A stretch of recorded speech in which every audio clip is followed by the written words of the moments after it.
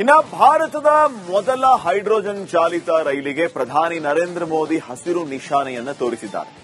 ಇವತ್ತು ಹರಿಯಾಣ, ಚಂಡೀಗಢ ಮತ್ತು ಪಂಜಾಬ್ ಪ್ರವಾಸದಲ್ಲಿದ್ದಂತಹ ಪ್ರಧಾನಮಂತ್ರಿಗಳು ದೇಶದಾದ್ಯಂತ ನವೀಕರಿಸಲಾದ 75 ರೈಲು ನಿಲ್ದಾಣಗಳನ್ನು ವರ್ಚುವಲ್ ಮೂಲಕ ಉದ್ಘಾಟಿಸಿದರು. ಈ ಬಗ್ಗೆ ಒಂದು ವರದಿ ಇಲ್ಲಿದೆ.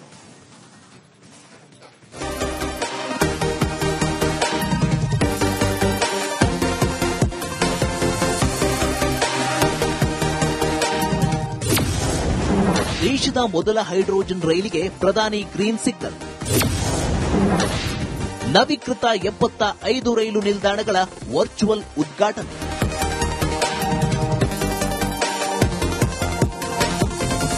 ಭಾರತೀಯ ರೈಲ್ವೆ ಇಲಾಖೆ ಇಂದು ಹೊಸ ಇತಿಹಾಸ ಸೃಷ್ಟಿಸಿದೆ.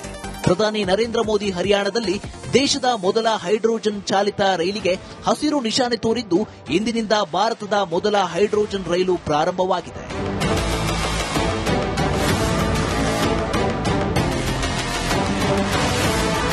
ಭಾರತೀಯ ವಿನ್ಯಾಸದ ಈ ರೈಲನ್ನು ಪ್ರಯಾಣಿಕರನ್ನ ಗಮನದಲ್ಲಿಟ್ಟುಕೊಂಡು ನಿರ್ಮಿಸಲಾಗಿದೆ. ಇದು 10 ಬೋಗಿಗಳನ್ನ ಹೊಂದಿದ್ದು ಸುಮಾರು 2600 ಪ್ರಯಾಣಿಕರನ್ನ ಹೊತ್ತೊಯ್ಯಬಲ್ಲದು.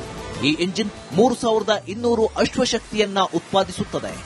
ಗಮನಾರ್ಹವಾಗಿ ಪ್ರಪಂಚದಾದ್ಯಂತ ಅನೇಕ ದೇಶಗಳಲ್ಲಿ ಕಾರ್ಯನಿರ್ವಹಿಸುವ ಹೈಡ್ರೋಜನ್ ರೈಲುಗಳು ಸಾಮಾನ್ಯವಾಗಿ 2 ರಿಂದ 4 ಬೋಗಿಗಳನ್ನ ಮಾತ್ರ ಹೊಂದಿರುತ್ತವೆ. ಆದರೆ ಈ ಭಾರತೀಯ ರೈಲು ಹೆಚ್ಚು ದೊಡ್ಡದಾಗಿದೆ ಮತ್ತು ಹೆಚ್ಚು ಶಕ್ತಿಶಾಲಿಯಾಗಿದೆ. भारत की यह हाइड्रोजन ट्रेन धुआं रहित तो है ही, ये मेक इन इंडिया का भी एक बहुत सफल उदाहरण है.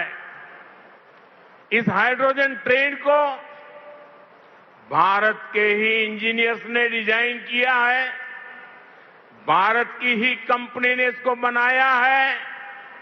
साथियों, यह हाइड्रोजन ट्रेन बाकी ट्रेनों से बिल्कुल अलग है. ಇನ್ನು ಕೇಂದ್ರ ಸರ್ಕಾರ ಅಮೃತ್ ಭಾರತ್ ನಿಲ್ದಾಣ ಯೋಜನೆಯಡಿ ಕರ್ನಾಟಕದ 4 ನವೀಕೃತ ರೈಲು ನಿಲ್ದಾಣಗಳನ್ನು ಪ್ರಧಾನಿ ನರೇಂದ್ರ ಮೋದಿ ಅವರು ವರ್ಚುವಲ್ ಮೂಲಕ ಉದ್ಘಾಟಿಸಿದರು. ಒಟ್ಟು 79 ಕೋಟಿಗೂ ಅಧಿಕ ವೆಚ್ಚದಲ್ಲಿ ಅತ್ಯಾಧುನಿಕ ಸೌಲಭ್ಯಗಳು ಮತ್ತು ಸ್ಥಳೀಯ ಸಂಸ್ಕೃತಿಯನ್ನ ಬಿಂಬಿಸುವ ವಿನ್ಯಾಸದೊಂದಿಗೆ ಈ ನಿಲ್ದಾಣಗಳನ್ನು ಅಭಿವೃದ್ಧಿಪಡಿಸಲಾಗಿದೆ. ಬಂಟ್ವಾಳ ರೈಲ್ವೆ ನಿಲ್ದಾಣ 26.18 ಕೋಟಿ ವೆಚ್ಚದಲ್ಲಿ ನವೀಕರಿಸಲಾಗಿದೆ. ಕೊಪ್ಪಳದಲ್ಲಿ 21.14 ಕೋಟಿ ವೆಚ್ಚದಲ್ಲಿ G+1 ಕಟ್ಟಡ ಮತ್ತು ಎಸ್ಕಲೇಟರ್ ಸೌಲಭ್ಯಗಳನ್ನು ನಿರ್ಮಿಸಲಾಗಿದೆ. ಆಳ್ನಾವರ ರೈಲ್ವೆ ನಿಲ್ದಾಣವನ್ನು 17.2 ಕೋಟಿ ವೆಚ್ಚದಲ್ಲಿ ಮೇಲ್ದರ್ಜೆಗೇರಿಸಲಾಗಿದೆ. ಬಾದಾಮಿಯಲ್ಲಿ ಪ್ರವಾಸೋದ್ಯಮಕ್ಕೆ ಪೂರಕವಾಗಿ 15.10 ಕೋಟಿ ವೆಚ್ಚದಲ್ಲಿ ಅಭಿವೃದ್ಧಿಪಡಿಸಲಾಗಿದೆ.